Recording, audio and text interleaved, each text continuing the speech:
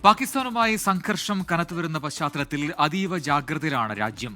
അവശ്യ വസ്തുക്കൾ സംഭരിക്കാൻ സംസ്ഥാനങ്ങൾക്ക് നിർദ്ദേശം നൽകി. പ്രവർത്തനങ്ങൾ ഏകോപിപ്പിക്കാൻ ചീഫ് സെക്രട്ടറിമാർക്ക് കേന്ദ്ര ആഭ്യന്തര മന്ത്രാലയമാണ് നിർദ്ദേശം നൽകിയത്.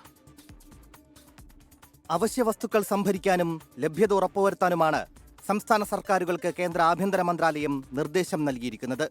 അരി, പച്ചക്കറി, പെട്രോൾ, ഡീസൽ, LPG സ്റ്റോക്കുകൾ ഉറപ്പാക്കണം. അതിർത്തി സംസ്ഥാനങ്ങൾ കൂടുതൽ ജാഗ്രത പാലിക്കണം.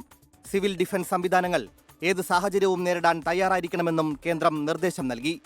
സിവിൽ ഡിഫൻസ് നിയമങ്ങൾക്ക് കീഴിലുള്ള അധികാരങ്ങൾ ഉപയോഗിക്കാൻ സംസ്ഥാന ചീഫ് സെക്രട്ടറിമാർക്ക് കേന്ദ്ര ആഭ്യന്തര മന്ത്രാലയം നിർദ്ദേശം നൽകി.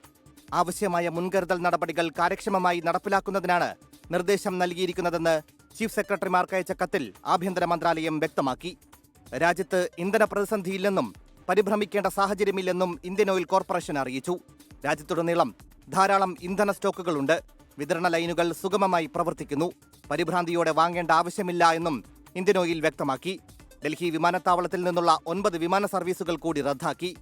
9 അന്താരാഷ്ട്ര സർവീസുകളും 129 ആഭ്യന്തര സർവീസുകളും ഇതുവരെ റദ്ദാക്കിയിട്ടുണ്ട്. News desk 24.